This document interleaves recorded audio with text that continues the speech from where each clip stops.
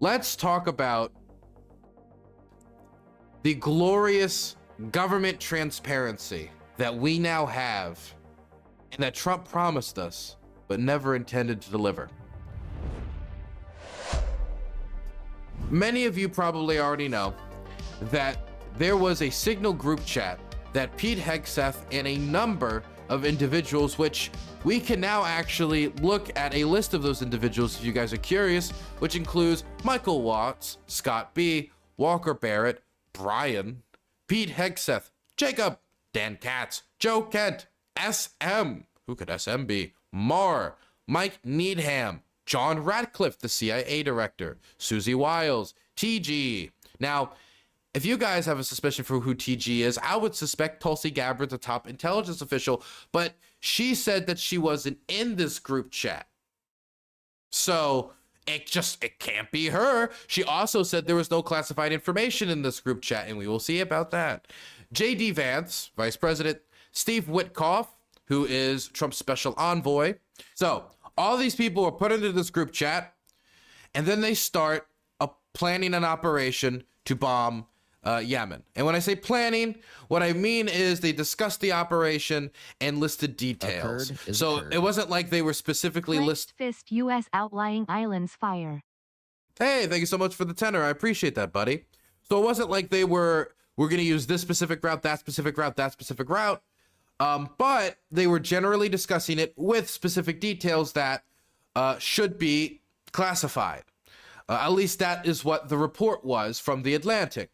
Now, after that report was public from The Atlantic, which they embarrassingly found out all this information through being added to the classified group chat in the Signal group, which again is not and I said this many times before, but I will re-emphasize it now, not a secure method of communication in comparison to the already maintained billions of dollar expense bearing, because this is something we've invested money into, secured government lines, telecommunication lines. We've spent billions of dollars to make secure telecommunication lines, and then these people, Tulsi Gabbard with no intelligence experience, Pete Hegseth with no upper management experience at the military or managing large groups of people beyond 300. All these different people with no experience get shoved together and start using these unsecured networks. Anyway, they say during a hearing yesterday, not yesterday, but it was either yesterday or the day before, I believe, after all of this comes out in an embarrassing Atlantic article that they had, published, strike times and general information about where the strike would happen and all this embarrassing information. They went through the committee, the intelligence committee. What joy, what convenience that immediately in the midst of the scandal, they get thrown into the intelligence committee. Beautiful. I couldn't ask for anything less. And so you want to know what happened? We got the dodgiest, slipperiest answers you could imagine from everyone, from Kash Patel to Tulsi Gabbard to John Ratcliffe, the CIA director, to everyone.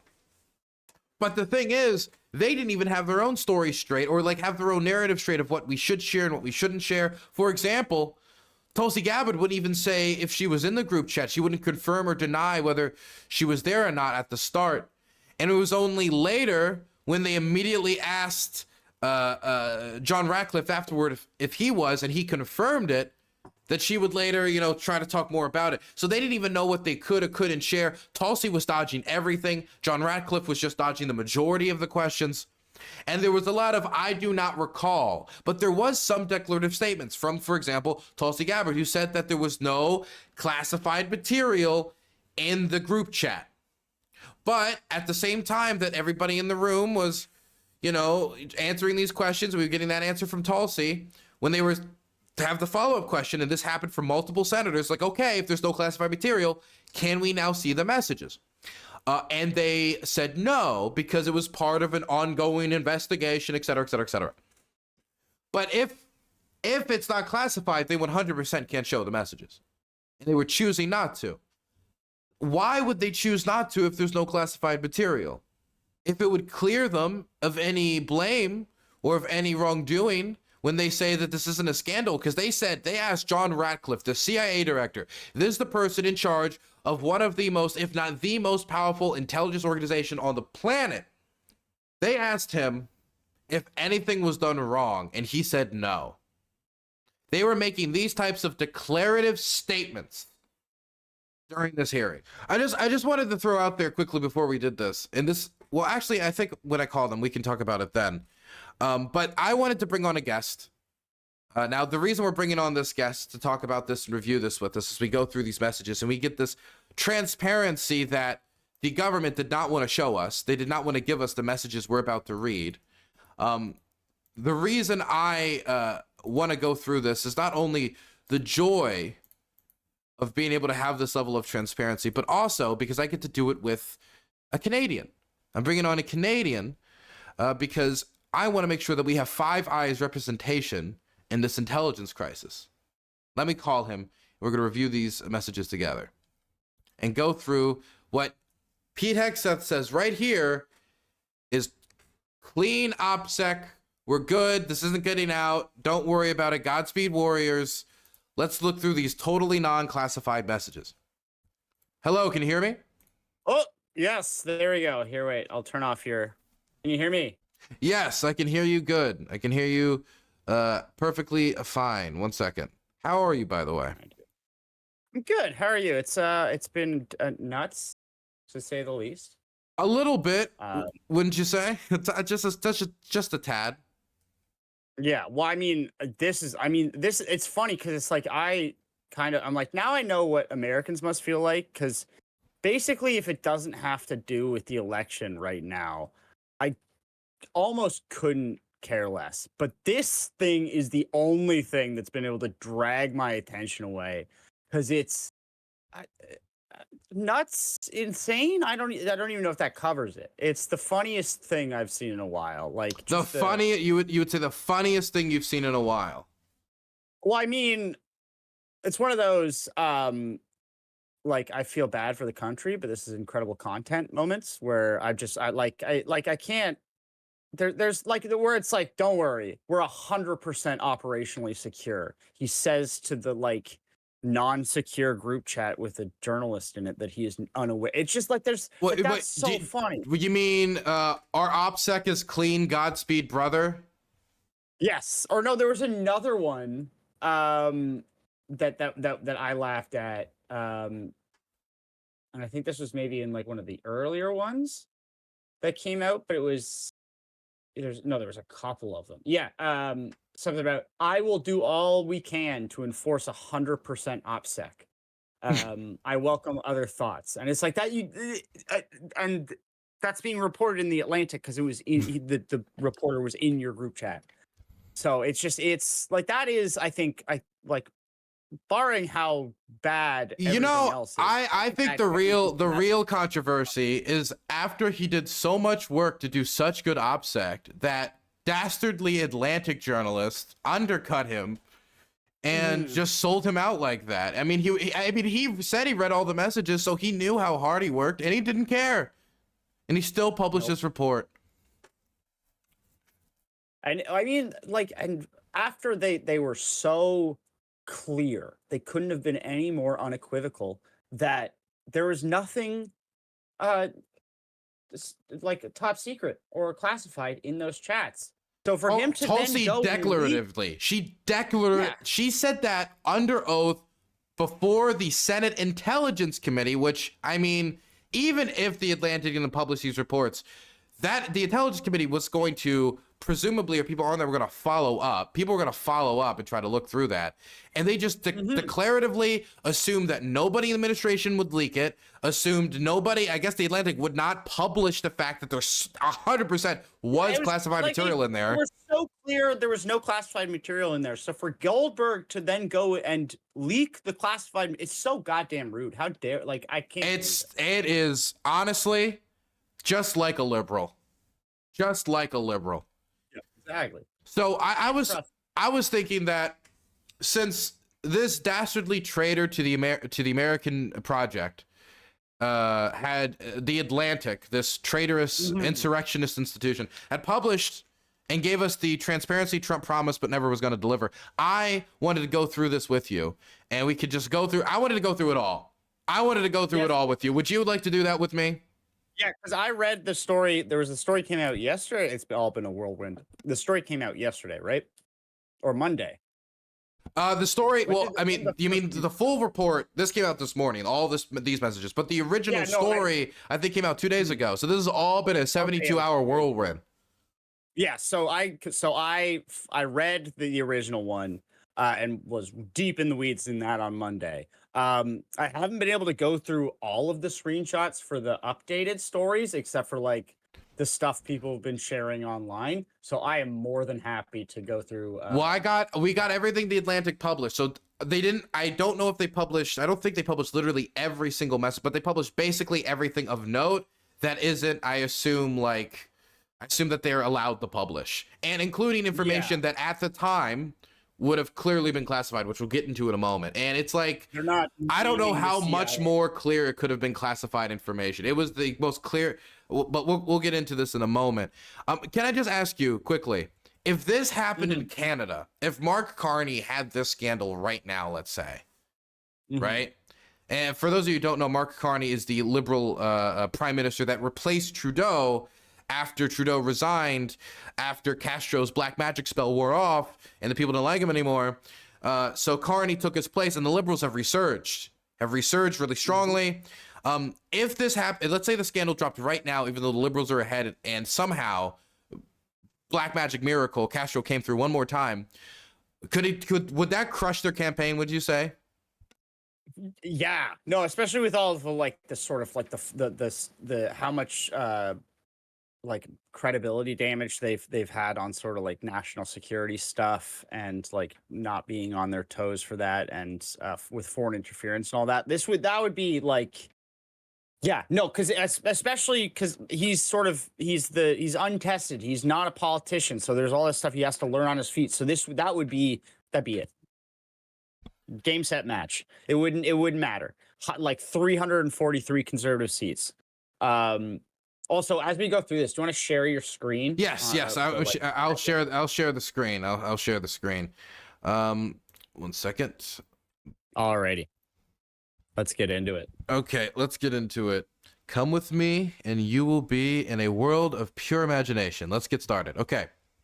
So wait, first, should we start with the people who are in this? I already read this before, but did you want to see all the people that were in it, the full list? Well, let's just. Because I think I've seen it, but I don't remember it. But like, let's make it so it's like it's like a guest appearance or a cameo. Like they're walking in on a. Okay. That you can have that experience. I read it before. Like, I'll reserve that experience for you. Because I know like Vance, Hegseth, Waltz. So like I know those guys. I knew the interesting mystery boxes are the 2-letter names. The people who just have what I assume is the first and last initial. Because Tulsi said confidently during the hearing yesterday that she was not in this group chat after eventually being pressed for a bit, and John Ratcliffe answered the questions she wouldn't answer, and she looked stupid. So TG in here to me only could represent one. I don't know who else is TG. Tulsi Gabbard is the only person I could think of, but I don't know. Maybe it's Terrence Bartholomew, high-ranking Trump official we all missed. Who knows? There's someone we're just not thinking of, clearly. Obviously. It's like, my gosh, it's like the people like denying they're in the Diddy case file, even though it's clearly okay. Anyway, Michael Waltz. No, you know what it reminds me of? It reminds me of remember when we were trying to go through all of those papers the Department of Justice published on Tenet Media, and they would say Defendant 1, and it was very Benny Johnson. Defendant 2 was very it was just very redundant. It feels a little bit like that. TG. The only difference is somebody swore something under oath. Okay. Michael Waltz. Let's start reading this before I ramble myself to death. Yeah, right. Michael Waltz. Team. Establishing a principals group for coordinating on Houthis, particularly for over the next 72 hours. My deputy, Alex Wong, is pulling together a tiger team deputies/agency chief of staff level, following up the meeting from the sit room this morning for action items. It will be sending that out later this evening. Please provide the best staff POC from your team for us to coordinate with over the next couple days and over the weekend. Thanks. Well, first off, I want to say that they say they're crusading against the woke, but they're shouting out people of color and using correct terminology in the group chats. I think they're hypocrites. I mean, they're like, who's Mar? MAR. Yeah, it just says Mar. And he says Mike Needham for state. Mike Needham. I don't know. Let's just keep going through it. We'll figure it out with time. But I'm just, my mind's banging around. JD Vance, Andy Baker for VP, TG, Joe Kent for DNI, Scott B, Dan Katz for Treasury, Pete Hegseth, Dan Caldwell for DOD, Brian McCormick for NSC. Wait, Marco Rubio. Oh, that makes sense. Marco Rubio. Isn't he Secretary of State or something? Yeah, Marco Rubio, Secretary of State. Marco, little. Oh my gosh, it would have been better if it was Lil Mar. Like that would have been better, but that's good. Well, yeah, that makes sense. It could be Marco. We don't know for sure, but Marco Rubio is the running guess, I would imagine. Yeah, yes. Because also, what's Marco's? Because what's his middle name? I don't know his middle. It's Marco Rubio's. I don't even know if he has a middle name. That would also be his initials then too. Oh, wait, that's not a terrible. Marco Antonio Rubio. Hey, okay, so it's Marco Rubio. It has to be Marco Rubio. Okay, we got it. I think it is. Yes, that's good gotta job. Be Marco Rubio. My gosh, you get some Canadian firepower in here. My goodness. Thank you. Fresh. You're fresh. You're fresh today. You've been staring at it too long. Michael Waltz. You need fresh eyes. Team, you should have a statement of conclusions with taskings per the president's guidance this morning in your high sides inbox. State and DOD, we developed suggestions notification lists for regional allies and partners. Joint staff is sending this AM a more specific sequence of events in the coming days, and we will work with DOD to ensure COS, OVP, and POTUS are briefed. JD Vance. Team, I am out for the day doing an economic event in Michigan, but I think we are making a mistake. 3% of U.S. trade runs through the Suez. 40% of European trade does. This is a real risk that the public doesn't understand this or why it's necessary. The strongest reason to do this, as POTUS said, to send a message. But I am not sure the president is aware how inconsistent this is with his message on Europe right now. There is a further risk that we see a moderate to severe spike in oil prices. I am willing to support the consensus of the team and keep these concerns to myself, but there is a strong argument for delaying this a month, doing the messaging work on why this matters, seeing where the economy is, etc. There's so much for this. They just had to do this, and we couldn't even get congressional authority. It needed to be done. We couldn't even tell anyone about it. It had to be done so quickly. The thing is, we're so far down in scandal land now. That's not even any of this. It's I've been yelling about the AOMF. All the nerds who care about foreign policy has been arguing about the AOMF for years. It's not going to change. It's not going to change for the Republican side, the Democrat side. Biden was bad on it. Obama was bad on it. Everyone was. Trump's been worse on it. The Soleimani strike was particularly a stretch of the AOMF. His recent designation of Tren de Aragua, the now designated terrorist organization, that is really scary to me. Not because I don't like the it's not because I'm friends with the cartel or something, but if you give them a terrorist designation, that means that he could probably drone strike Mexico without congressional approval. He did it in Syria all the time. I'm sure that if he thinks he can get away with designating them a terror group, why wouldn't he think he could get away with something like that? Well, wasn't that the concern with him? Because there was talk of he wanted to make classify fentanyl as a weapon of mass destruction. I don't know if that was a rumor. It's getting so silly. That part of it was, I think he wanted to designate them a terrorist organization in order to improve the argument that Trent. Well, there's multiple reasons he did it, but one of it was to improve the argument for his Alien Enemies Act in order to deport all those people to El Salvador illegally, including those innocent people. If he could declare them a terrorist organization, then you could argue we're at war because you can only use the Alien Enemies Act at war. It is legalese as you go. Yeah. He's just sort of, literally making it up as he goes, just as like however it suits him best. I'm not voting for him for a fourth time. He's lost my trust. No. Okay, but all the way, we'll let him run. We'll let him run again. But I'm probably not going to vote for him. Oh yeah, no, I am voting against Trump, down ticket everyone else, writing in Mike Pence. Okay, so you know what also gets me here is I understand what JD Vance is trying to go here, but this clearly shows that like there is like I think a real visceral hatred, and we're gonna get into this later. There's like a visceral hatred of Europe in this administration, and I mean, look, I'm a bit of a transatlantist. Like, I like the American-European relationship. I think it's good. I think it's beneficial for the United States. I think that having Europe in our back corner is good in any crisis. I think that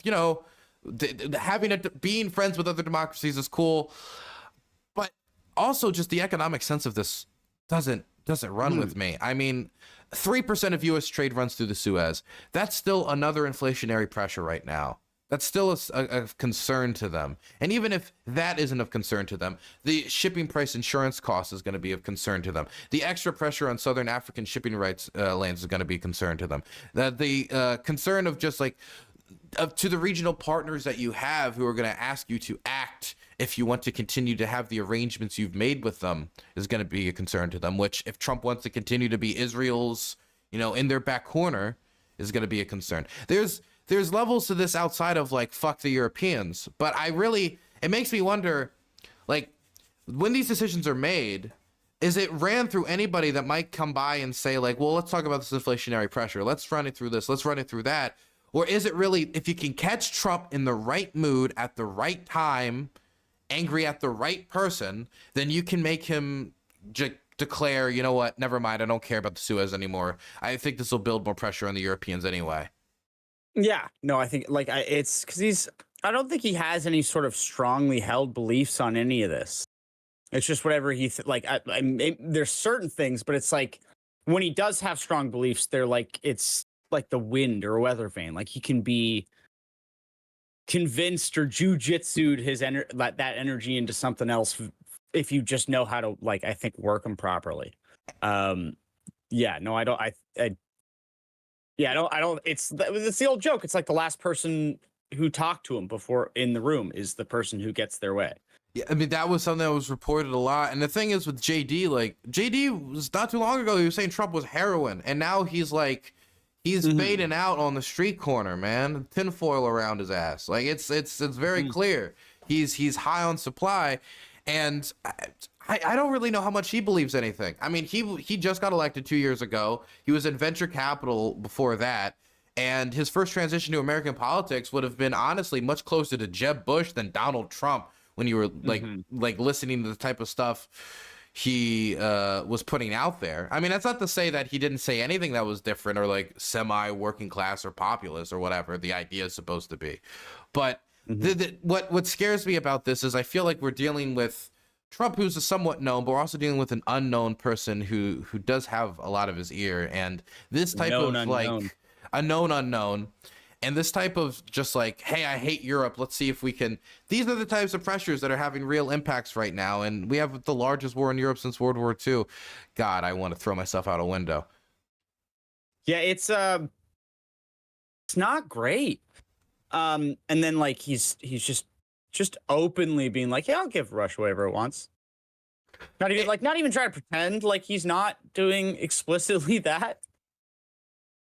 It feels like I don't know if it feels like, I mean, like, this just feels, it feels like, this is a bit of a deviation, but it feels like Putin just gets to like basically do his old KGB moves almost. Like he's practicing his old rounds on the heavy bag almost, you know, like, Mhm. yeah, like, hey, we'll agree to a ceasefire on this totally, and then when we announce it, we'll just say totally different terms and see if they move to our new terms. Hey, they moved to our new terms. They say that we and civilian and energy infrastructure, never mind. Now it's just energy infrastructure ceasefire, and we're gonna violate it. Oh, they want it anyway. Well, let's do that again and again and again, and it's very clear that Trump refuses any pressure to walk away from the table. And when we refuse any pressure to walk away from the table, they're just going to take the whole pot because they think they can. Yeah.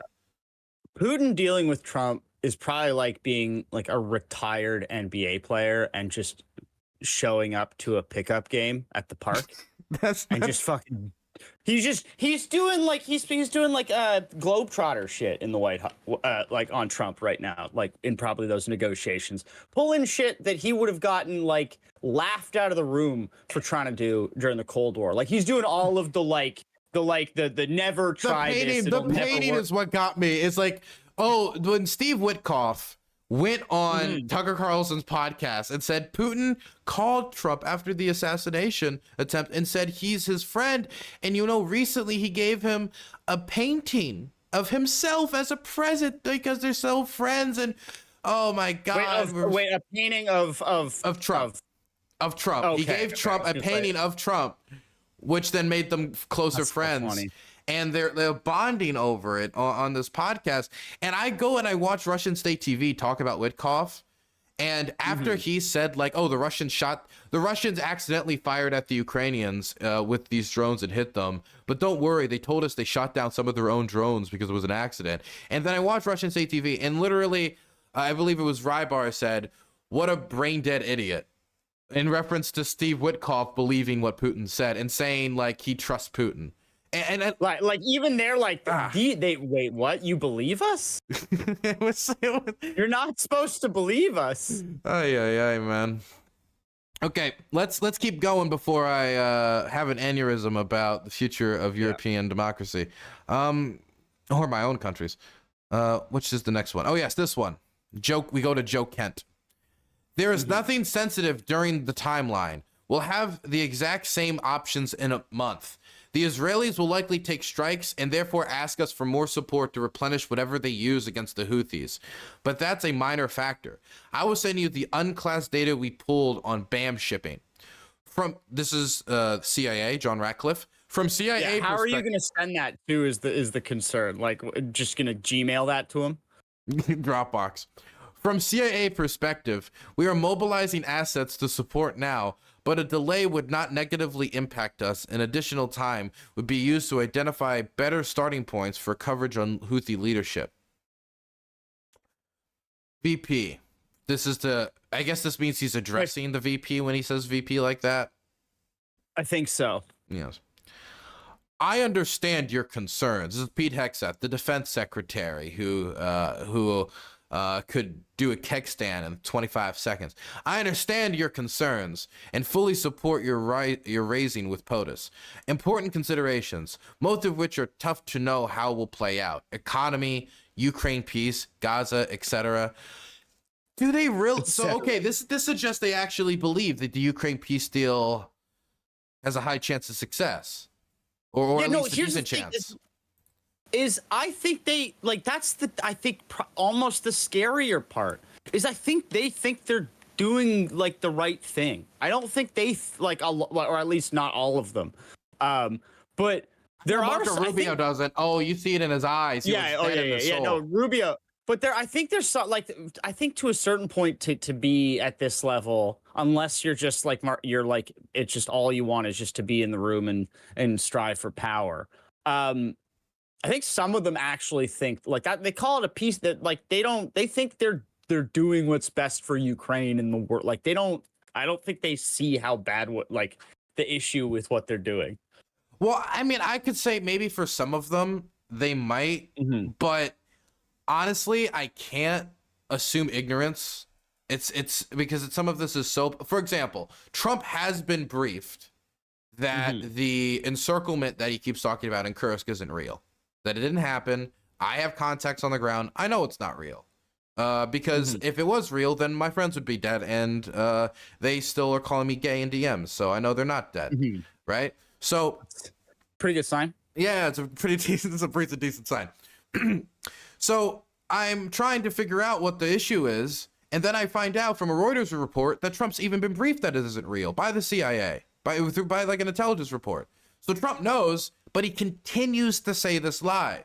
And so to a certain point, it's malicious. Now, maybe you could say he's lying for Ukraine in its interest. They have to lie to the Ukrainians to make them think it's worse than it is to just, but no. If you have to lie to them about how their own war is going on, or lie to the American people about how the American public's going on, how the war is going on, I don't think you have your best interest at heart. I think maybe you have your best interest at heart, what you think is your best interest at heart, that doesn't align with Ukraine's interests.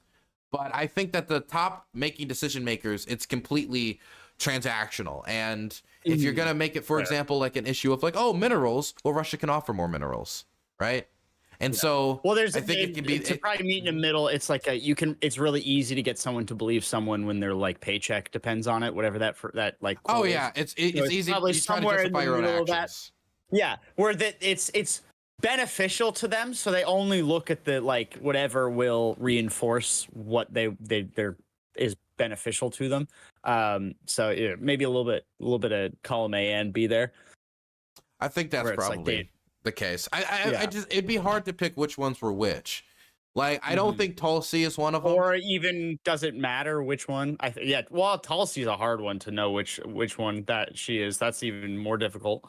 I don't know, because the invasion, the Russians call her their gal. When they release videos of her, it's softcore pornography. She like, once the war started, one of the first things she's complained about was the biolabs, right? So so when I listen to this type of stuff, I have to actually believe that they buy it, right? And knowing also, that if the Ukrainians had biolabs with bioweapons, use them. Why are you not using them? That's the thing. You would think they would have. You think they would have used them by now, or the Russians would have at least found them, right? Yeah. Within like in the first year, you could argue, well, they don't want to use them because then it would give away that they have them, and then it would be even worse for them. I mean, tell you, chemical weapons in this war is a frequent occurrence. Like the Russians started gassing people, so the Ukrainians got angry, and then they started gassing people back. And so then they just but not with the super gas that like turns you inside out or whatever that the people thought the Ukrainians had in their little. I remember when I remember at the start of the war, I was debating intellectual heavyweights Jackson Hinkle and Infrared Haas about these fucking weapons, and what I was told is that they target Russian DNA, that they're gonna find the Russian genome in you and like kill you. And I remember asking, how would that work? How would you identify that? How is that possible? These people breed together. What do you mean? JFK said or RFK Jr. said something similar about COVID too, that it was like designed to like harm, I think, Chinese people and Jewish people less, which is like RFK, I can't say. I don't know with RFK. The brain worm took over long ago. I think he's a vessel for something much more powerful than any of us know. Like some brain worm Cthulhu type figure. I don't know. Okay, let's because that one also just doesn't make sense, because it's like, if the Chinese are creating a super, why also the Jews? Like, I don't even know if that's, I've never seen any crossover between like the anti-Chinese or anti-Semitic conspiracies. So I'm like, why would they do that? Why would they like do a carve out for Jewish people? It didn't make, it was, that one I think may just be brainworms plus like that sort of osmosis of anti-Semitism where he doesn't even know he's doing it. Possibly. Let's also keep going with with that Radcliffe thing. Yeah. With the CIS, did you see the one meme someone made where it's just that text and then the picture of Jackson Hinkle shaking hands with one of the Houthi leaders? I did not see that. No. Can you send that to me? Yes, I will. I will endeavor to find that for you. Very Got funny. you. Let's keep reading this. I think messaging is going to be tough no matter what. Nobody knows who the Houthis are, which is why we would need to stay focused on 1, Biden failed, and 2, Iran funded. Wait, okay. I mean, I understand this is the message they're going to focus on. They had a whole term where the Houthis were still kicking around. They had a whole term. And like, so the message is going to be Biden failed and that they're funded by Iran. Okay. So, and what's the goal? What's the new goal? Is the goal to stop the Houthis through bombing them? Is the goal to get rid of the Houthis? I guess the goal is to like open up the Black Sea shipping. I mean, not Black Sea shipping. Sorry. My brain's fried by the peace deal ceasefire talks. The, Wrong color. Is it Red Sea? My main point here is we've gone through this with Obama. We've gone through this with Biden. We've gone through this with Trump before. Now we're back to Trump. What are they going to do different when it comes to striking the Houthis this time when it comes to messaging on Biden failed? You failed too. It didn't work for any of those other people, but maybe it'll work for us. Well, maybe it'll work. Well, it didn't work for Trump, but maybe it'll work for Trump. Trump too. He's a whole different animal. That's true. Now you don't have all those limp-wristed institutionalists around him, and now you have Kash Patel, who they're gonna airdrop into Yemen. He's gonna give them the death eye, and they're all gonna freeze into stone. Have you seen his? I can't look at him. I would lose that staring contest. Oh my god! Stops. That's what's fucked up. Where it's like it's not just his eyes that stop. Like his whole body goes into like a stasis mode. Terrifying. He gives me the eyes of a cat that like thinks that a vacuum cleaner is gonna kill him, but it's almost like a debate in the cat's head. Like, is the vacuum cleaner gonna kill me, or am I gonna kill the vacuum cleaner? It's just, I don't know. It's a scary stare. Also, I just put that tweet in your chat. Oh, okay. The Hinkle one. The Hinkle one. Which chat did you put it in? Oh, there it is. Twitch chat. Let's see.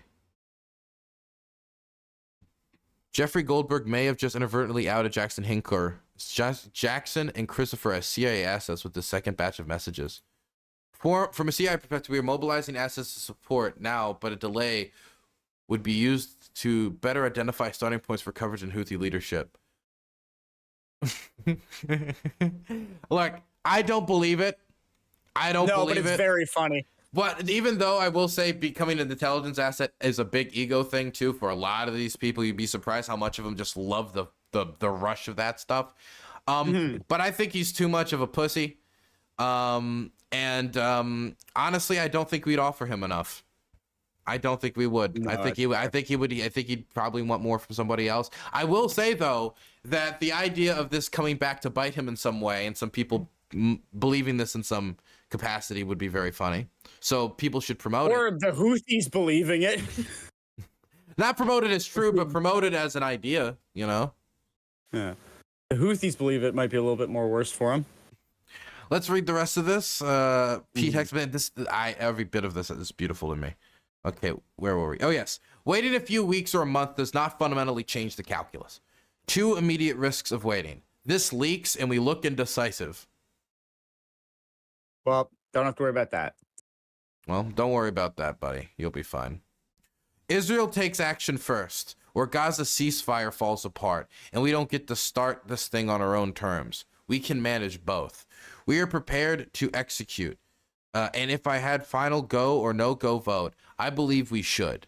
This is not about the Houthis. I see it as two things. Number one, restoring freedom of navigation, a core national interest. And, I gotta say, this might actually be a fundamental divide in the administration. I didn't expect Pete Hegseth to fall this way.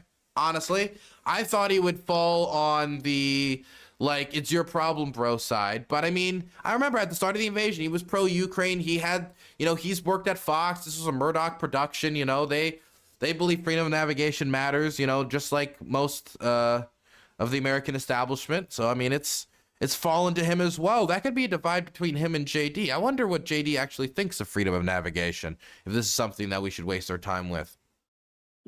Well, I mean, again, it's like that. It's how many times have you heard reestablish deterrence? Doesn't look like it's deterring them. Nah,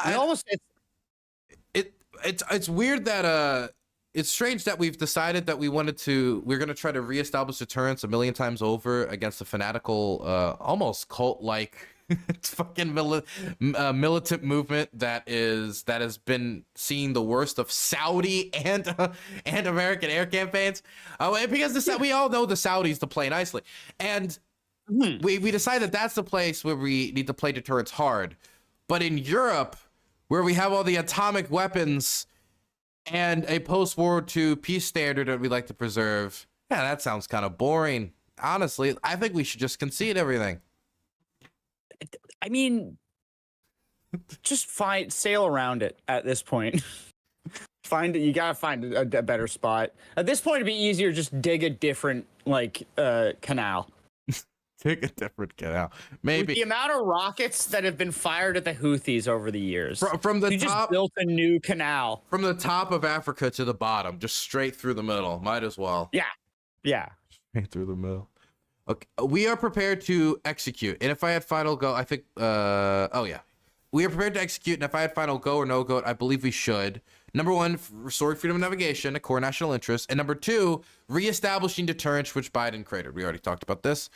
And it's not like you should defend ships in the sea from being blown up. I agree with that. If you see a missile's about to be set up to blow up a ship, then you blow up the missile, right? These are something that will save the lives of sailors. These are something that will mean that they don't feel that they can do it freely. So you'll have maybe half of what because if they felt they could literally go to shore, just fire endlessly, then they would fire endlessly. That's exactly what they would do. So I understand like a containment operation. Okay. I'm sorry to use like stale foreign policy, like State Department, soulless language. I can understand that, but they're not doing anything different. They're just remixing the same failed song. You just re-release. It'd be like, I don't know what the comparison would be. I like what's a recent flop? What's a recent really bad flop? Oh God. Fucking is Snow White out yet? Because I don't even know if that's flopped yet. It's just people think it's going to. The Lion King, Mufasa's Pride or whatever the hell that was. Yeah, that flopped. I also heard the new Snow White's flopping. Now imagine this new Snow White live action flops, which it is. And then we said, okay, how about we release 4 sequels to the live action Snow White? I think the 4th sequel is gonna. You have to change your strategy to some capacity. Or they were just like, you're like, you know what? They were right. We're gonna remake it and do it right this time. And we're using actual dwarves. We're not going to change anything else. We should have used actual dwarves. It's going to be in IMAX 3D now and human dwarves. Everything else is the same. That's what we realized. It wasn't live action enough. I don't understand why you would make, honestly, if they did use real dwarves, that would increase my chances of seeing the movie. I will put at least a 20 to 25% increase, actually. You get Peter Dinklage in there for sure as one of them. Yes, but he has to. He could do a grumpy. I mean, I feel like that would be a role he could fulfill. That'd be a funny grumpy. Mm-hmm. But we can easily pause, and if we do, I will do all we can to enforce 100% OPSEC. What is this? What is he talking about? This isn't like Dragon Ball Z, like, I'm at 90% OPSEC. Huh? 95. Like this, no, you're either practicing good OPSEC or you're not practicing good OPSEC. It's not like a power-up evolution. 0% OPSEC. 0% OPSEC. Negative OPSEC. Negative OPSEC. I welcome other thoughts. Michael Watts. The trade figures we have are 50% of global and 30% container. It's difficult to break that down to U.S. specific because much of the containers either going down the Red Sea still or around the Cape of Good Hope are components going to Europe that turns into manufactured goods for transatlantic trade to the United States. God, this hurts so much. I can't describe to you how much it hurts to hear this because what I'm hearing is somebody in a room with experience have to tell somebody who clearly outranks them, like why the Suez Canal matters. Is that the discussion? This is a private discussion. No, this isn't a podcast where JD Vance goes on to say, hey, America, this is why. No, this is JD Vance having to be told in private why one of the most major water passageways in the world that has fought multiple wars over it matters for international trade, which we happen to be one of the biggest traders on the international stage. Why he has to explain that in private. I guess we can bet whether he cares about freedom of navigation. Also, so wait here, because it's like he says this and then he adds who's SM. That's what I want, like, because he adds him right there, like right after that message. Who is SM? I wonder who SM. Whatever. Well, I'm sure somebody will do the thing where they match them to names and we'll release like a full list or something like that. Whether we pull the plug or not today, European navies do not have the capability to defend against the type of sophisticated anti-ship cruise missiles and drones the Houthis are now using. You know what's crazy? Is that the European Navy shipyards actually are producing... Stephen Miller. Stephen Miller makes sense. You're on a roll. Was that your chat or was that you? Can you admit? No, I did. I went with Trump officials' S name, and it was just Stephen Miller was one of the first ones that came out, and I'm like, of course. My gosh, you're good at this. I need to bring you as like a secret weapon in like a Guess Who tournament or something. No, digging through this kind of stuff, and like this is half of it, because it's like when you're going through like FOIAs and stuff, sometimes they don't like redact like initials and stuff like this. So I like these are puzzles. I like trying to figure them, hunt them down. So and I love this. What really bothers me about a lot of this is there's some like certain like notes about the world that I think like the world leaders have to know, but nobody else has to know. You know what I mean? Like nobody in America really needs to know about European shipbuilding manufacturing capacity, right? But if you're somebody who knows about it, then you know that the Europeans actually have a decent amount of European shipbuilding capacity, and they actually dominate a lot of the international shipbuilding market. And so, but America actually is really lacking in that. We like controlling the 1 to 2% of the market, even though like in missiles, we control like 60 to 65%. In other areas, it's 50%, but in ships, it's 1%. And when you're talking about, for example, facing off with a naval superpower who is continuously expanding its navy at a rate faster than everybody else in the world, and you want to, let's just say, face them down in even a diplomatic capacity, having those people who can build those ships quickly and at good quality is probably very useful, since America is famous for the big, costly ships they can build. And I think about all these details, and I bore people to death with them, and I think that's fine. Nobody else needs to know them. Even you don't need to know them. But I need the president to know them. But I need the vice president to know them. And I honestly think that there's a 50% chance that JD Vance didn't even read this shit. Yeah. And you'd think if you were, if like for half these people who are constantly like either fantasizing or, if I'm being generous, planning for a Chinese invasion of Taiwan, you might need some boats for that. Specifically, like it's like and that's the thing where it's like, even if he doesn't know it, I mean, I am kind of glad there's at least someone in there who does, but it's like, at least Waltz does know it. I don't know how much better that makes me feel. But what sucks is the way that these people who know what they're doing can get close to power. This is speculation, but this is what I'm thinking, is the way they get close to power is by acting like they don't know what they're talking about. Do you know what I mean? When I have to listen to, Mike Waltz, who used to speak a certain way about Ukraine, switch up his tone, or Marco Rubio, or Keith Kellogg, there's a certain amount of me wondering, are they just saying this and misinforming the American public, or in some ways even advocating against Ukraine? Like when Keith Kellogg describes Ukraine as a farm animal that needs to be beaten into submission on cable news, is that because he believes it? And I don't know if you heard that, but he described them as a mule that needed to be hit. He said that they are a mule that needs to be hit with a 2x4 after they cut off aid. So is that something he believes, or is this something he's saying to get Trump's attention so he listens to his advice more? Is this me on like overdosing levels of copium? Probably. Man, I'm gonna be seizing Well, out on the floor. I'm gonna go stiff like a board, but I'm doing my best here. no, they're like it, because then that's the other one where it's like, I wonder how you get Trump to learn something.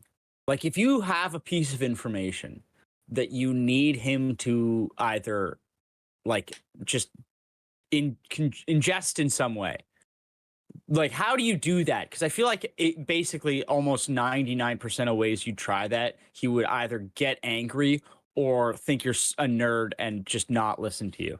And I think you kind of have to like present it to him as if it's something no one else knows and you've only just learned and you're only sharing it with him. I think that's the like, because he like that he does do these things where he'll say is like, have you heard that? And then he'll just say like the most inane fact, like common general knowledge thing. And I do think that it's like that's how that works, is they have to trick him into thinking it's some occult knowledge. Maybe. I think that could work. I also think sometimes there's stuff he people want him to know, and he probably already knows. Just pretends he doesn't know. You know, it just makes it easier for him, because like, if his staff ever came to him and said, "Sir, you're lying," how does that conversation actually go? Or, "Sir, that's not true." Is there? It was like, oh, now that he's been informed, he's not going to keep saying. Maybe if it's particularly embarrassing, you know, like he says the wrong capital of a state or something, then I doubt he's going to keep saying, "Hello, Detroit" in Texas. You know, like I doubt, you know, that's good. But I think that he's somebody who, the truth is flexible depending upon the conversation he needs to have in that moment. And I feel he's probably one of those dudes who, like, every once in a while, like in private, will just straight up admit that he was lying, and then just be like, and no one will ever believe you. And then just like, that's another where it's like, you never actually, because sometimes he'll just tell you the truth, or sometimes, but just to tell you the truth that he was lying, and then you just never know. I don't know if I've ever actually found an example of him saying that. I mean, I could imagine he's maybe says that in private, but I think it's like, I think it's more of an implicit assumption, really. Yeah. Where were we? We were at added SM. Yeah. Oh wait, let's finish with Michael Watts. We didn't finish. Yeah.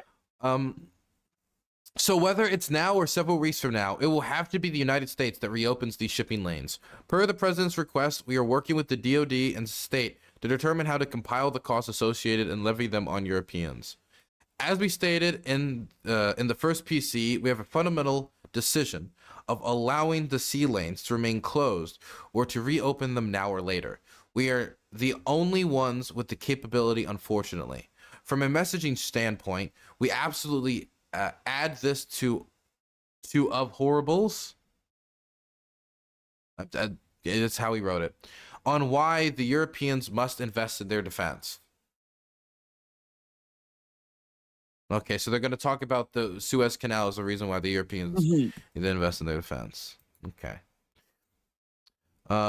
JD Vance, if you think we should do it, let's go. I just hate bailing out Europe again.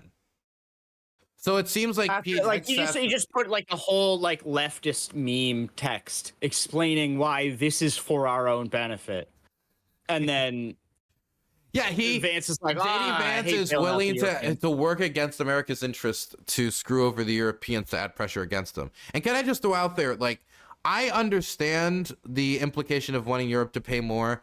I want Europe to pay more. I think most Europeans actually, when polled, now want their governments to pay more. I don't think that should be paid through cuts to social spending or austerity measures, which I am always going to be concerned governments do, and then they're going to compound the problem of the far right that undercut support to Ukraine and international liberalism further. But not to go down in a catastrophizing rabbit hole. Let's the thing that to advocate against America's interests in favor of just screwing over Europe. If you want the Europeans to pay more into defense, you can't screw over their economy. If you want the Germans to pay more into defense, their auto manufacturing industry right now is suffering. Their infrastructure right now is suffering. The budget for last year's German budget was like $480 billion. The fund that they want to put together for infrastructure repairs, the economy, it'll make it a lot easier to spend 2% of your GDP on, because that 2% will be a lot smaller of a number. If my GDP is only $200, I don't have to spend $20 on Yeah, $20 on military spending. They're just the point is, if you're going to sanction the Box of Europeans, ammunition, I'm if you're good. going to sanction these people, if you're going to add all this economic pressure to them, you're going to make it more difficult for them to spend on these projects because they don't have the world reserve currency like we do in the United States. Okay, it's just not the same. They have to find the space for it. And if you make the space smaller and then ask them to create space, what are you telling them to do?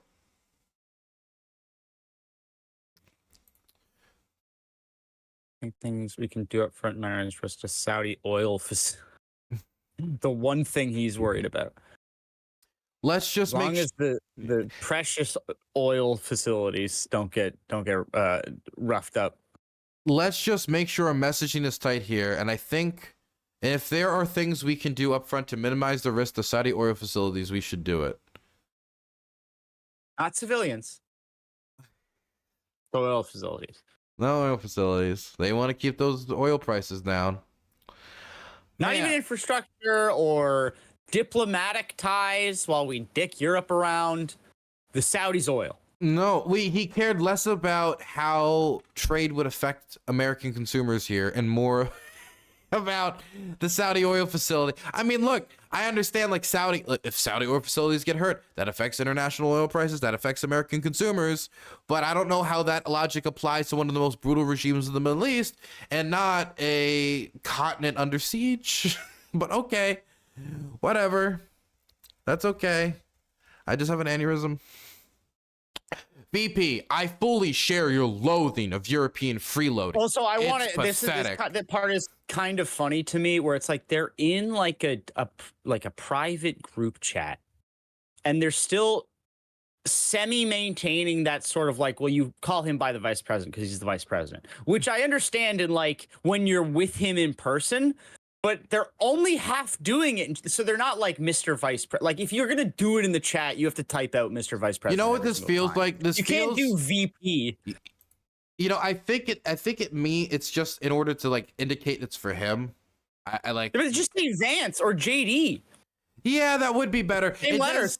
It does kind of come off like, you ever watch those like biographical movies about the president, and there's like those scenes where, Mr. President, those Confederates are running against the Republican, and they're speaking in a way where, you know, it was probably like, let's go fuck those motherfuckers. I mean, it wasn't like that, but it was a lot more casual. It was not the way it's being described. They weren't going with these lofty introductions. It does feel a bit like that, but you know, I feel we're grasping for that sort of the respect of the office, but they're half-assing it in the group chat, which is it's just very funny to me. You know what it feels more like to me? It almost feels like Pete Hegseth kind of feels like he shouldn't be here, and so he's speaking in a way to kind of prove that he should be there, because when he listens to Michael Waltz talk, he talks as if he knows what he's talking about. When you listen to Keith Kellogg talk, when you listen to maybe even Marco Rubio talk, just from all the committee hearings he's been on, all the foreign policy committee hearings, it sounds like he knows what he's talking about. You listen to Pete Hegseth talk, and well, you know, it's an experience. It's the Fox News segment, and it doesn't. Well, your boss added you to his boys chat, so like they're all talking to each other like they're boys, and you're still calling them sir. But Mike is correct. We are the only ones on the planet on our side of the ledger who can do this. No one else even close. Question is timing. I feel like now is a good time as any, given POTUS' directive to reopen the shipping lanes. I think we should go, but POTUS still retains 24 hours of decision space. SM, which we said could be Stephen Miller, yes? Mm-hmm. As I heard it, the president was clear. Do you want to read it? No, I'm saying it in his voice. Well, now read it all in his voice. You can't give me a little bit. As I said, the president was. I can't do his voice, but the president was clear. Green light, but he just does a straight like the. I can't do voices, but we soon make clear to Egypt and Europe that we expect in return. We also need to figure out how to enforce such a requirement. E.g., if Europe doesn't remunerate, then what? If the U.S. successfully restores freedom of navigation at great cost, there needs to be some further economic gain extracted in return. Agree. He's getting agree. But okay, if freedom of navigation is something that benefits everyone where do you even go to get this pay? So what they're saying is America should be paid. America should be paid to do this. And the way that Europe and Egypt found out about this, which were the nations that were talked about as like potential payers, was through these leaks. So apparently they had not been approached about this before. So again, when people are like, oh, what information? There was already certainly private information in this group chat, putting aside the classified information in this group chat. But getting them to pay it, it's freedom of navigation. It benefits everyone. It benefits the Africans. It benefits Asia. It benefits America. It benefits, like, the idea that anyone can travel with their ships everywhere without getting like looted by pirates or strong armed in your shipping and you will be stopped. That's good for everybody. So why would you make the Europeans and the Egyptians pay for it? Is it because they are the closest and they reciprocate the most benefit here from it when it comes to like direct trade?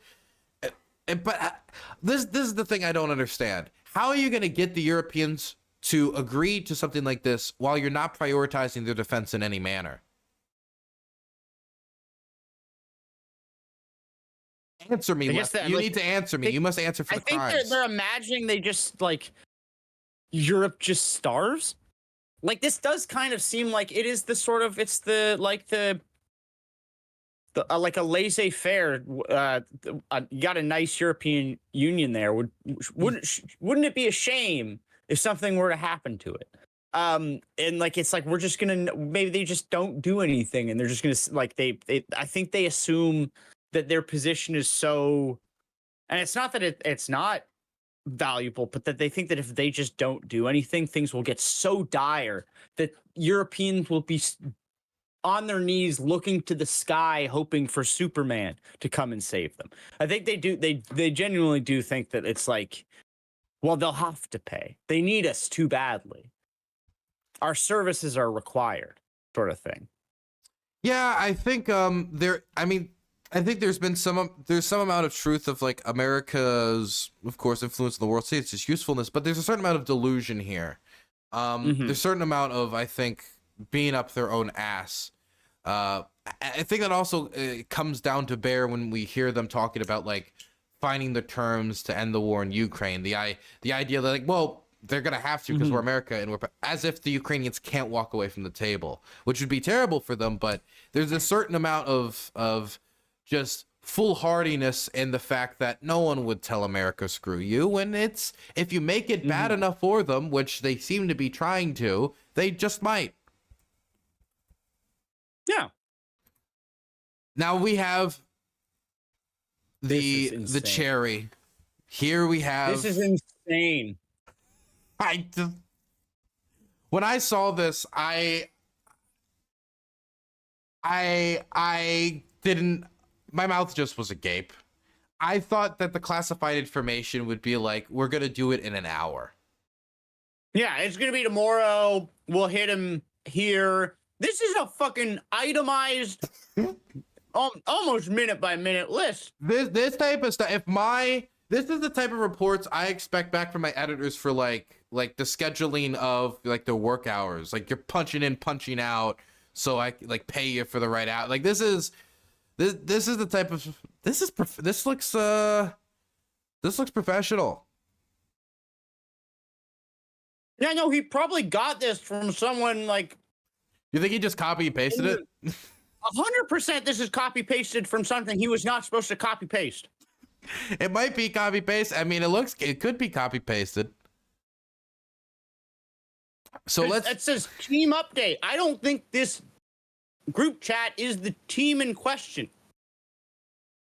I mean, it might be. It could be copied. He could have just typed the first line and copy paste everything else.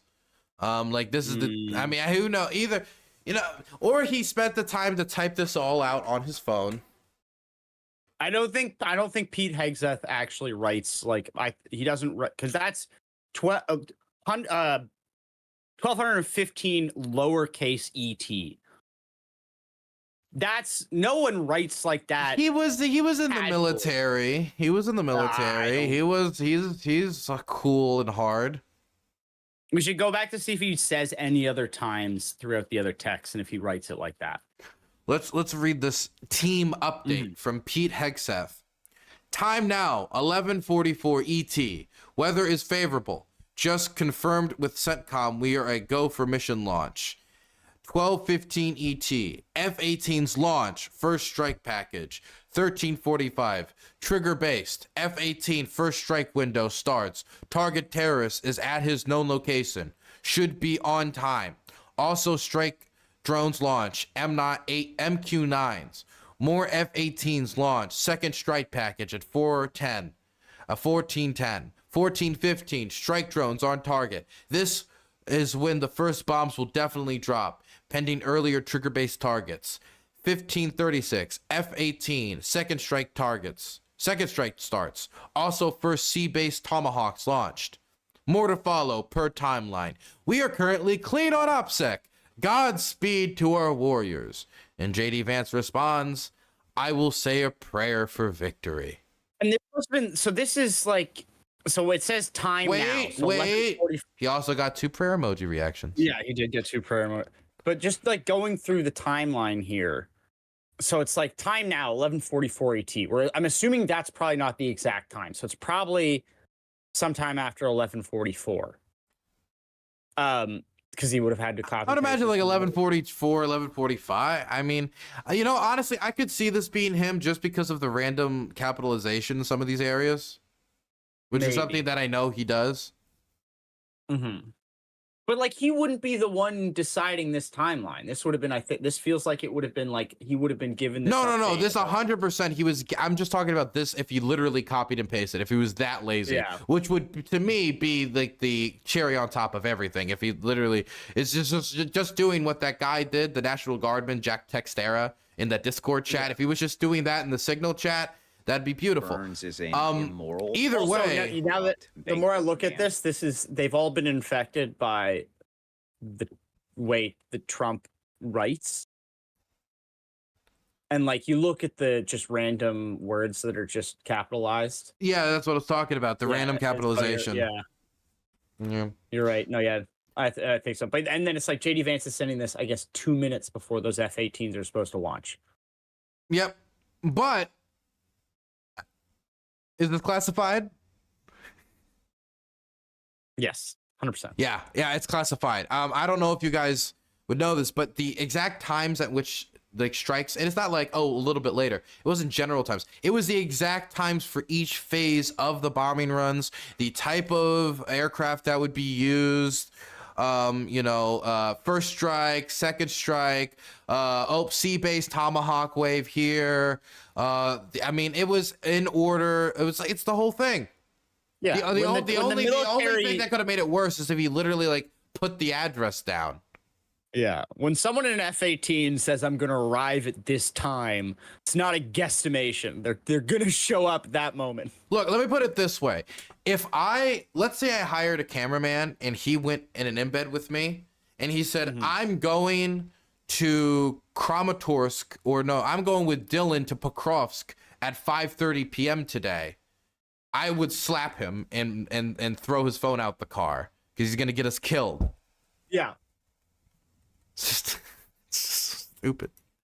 Anyway, here's the list of all the people. If you're curious, you've got you, which is JG, which I guess nobody questioned.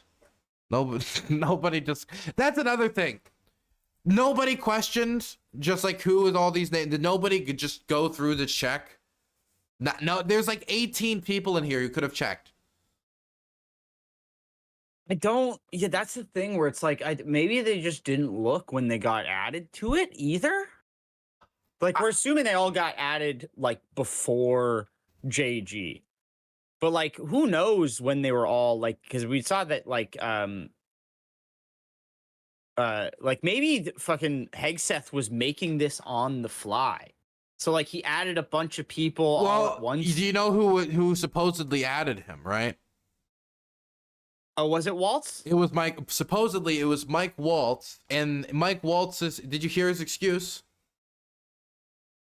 No, I heard. Oh my God, I heard.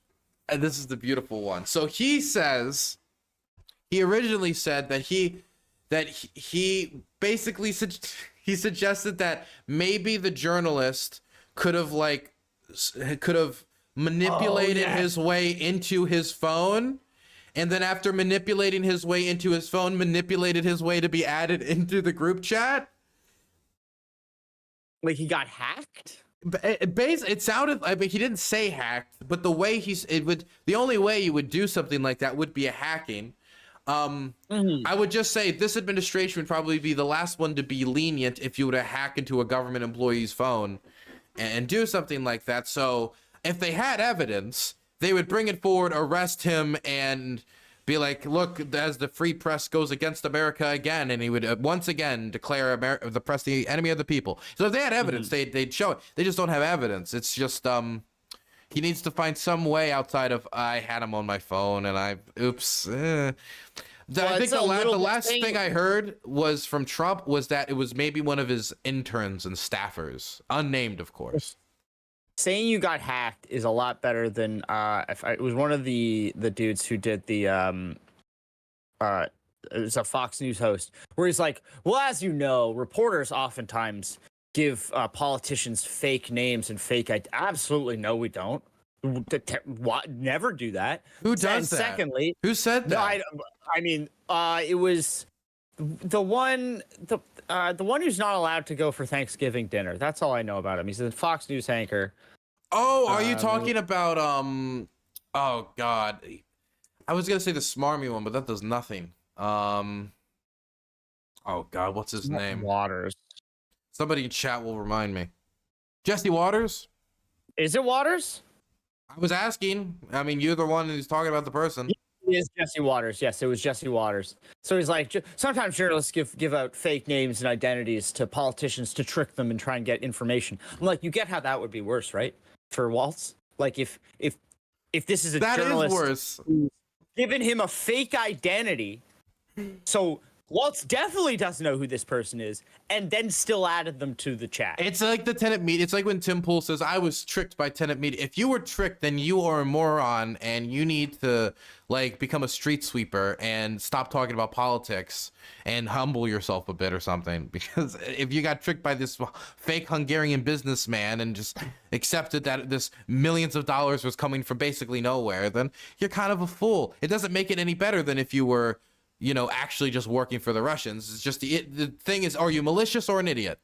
Those are your options. Are you malicious or an idiot? And that's even this new excuse that it was an intern. That's terrible as well. Because then what does that mean? Oopsie doopsie. Why did the intern have access to the intern had access to the secret signal chat? We were letting the interns just oopsie doopsie. It's not, no matter what pathway they take, it's an embarrassment, which is why they were defaulting to I do not recall during that hearing so much, is because like any pathway they went down, it was going to be embarrassing. And Trump knows it. He knows media. It's the one thing I think he's very intelligent in. Yeah, so we're thinking TG is Tulsi Gabbard. Yes, I'm thinking Tulsi Gabbard. We're thinking Marco Rubio for Mar, Stephen Miller for SM. Scott B would be Scott Bessett, which I believe is the Treasury Secretary. Jacob,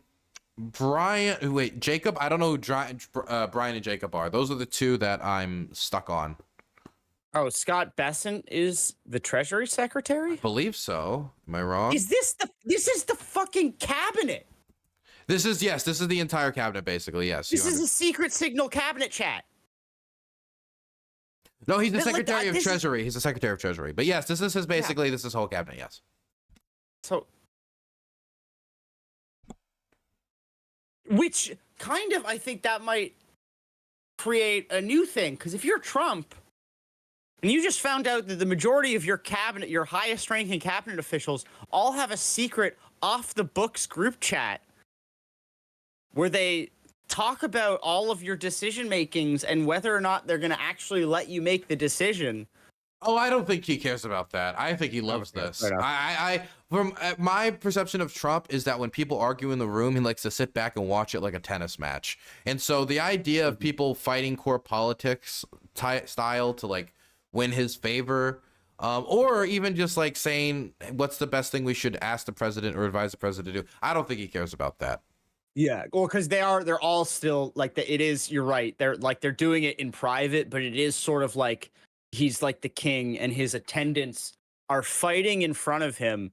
Uh, not, but because they're like, and it's like even if they think that what he wants is wrong, they're all framing it in no, you're the bad advisor who's convinced him of this ill, and they're it's still all like you're right. It is just it's still. I remember Elon trauma would for get him. into arguments with a decent amount of his cabinet.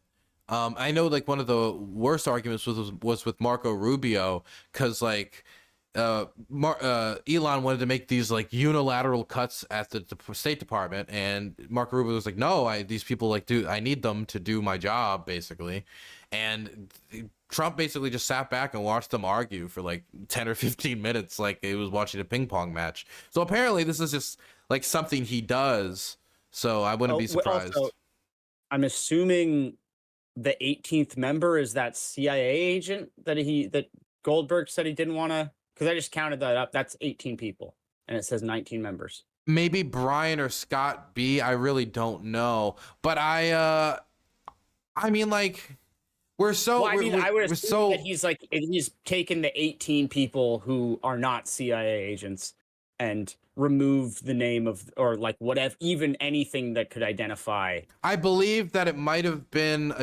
I believe I read a report somewhere it could have been a chief of staff somewhere.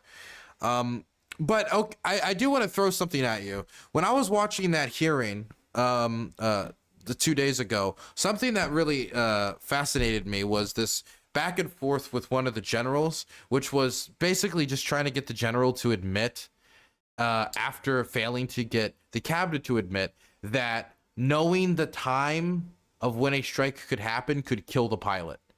And it felt like pulling teeth. And this feels like I mean, I know I don't want to go like 1984 or whatever, but if we're getting to the point where we're like, hey, if we let the enemy know when we're going to bomb them, does that hurt us at all? And it's like painful to say that it does. And that's one of those where I feel like if I was in that situation, I would get stun locked, because it's like it's one of those things where you say it and it feels like it should be so on its face obvious, that to be met with actually no, I don't agree with that. I don't see how that's obvious. It would I don't know how it would even. The thing is, these are people who have trained themselves on a contrarian media circuit, and so when they actually get stuck in a crisis, like their survival instinct is to struggle and squirm and wiggle away. And I mean, it even like, and I think that's what made Tulsi Gabbard look so terrible during that committee hearing, is I think her instinct was just struggle on every single point, to the point where even like the CIA director was giving up more information than Tulsi Gabbard, and it backfired. The glorious government transparency that we now have, and that Trump promised us but never intended to deliver.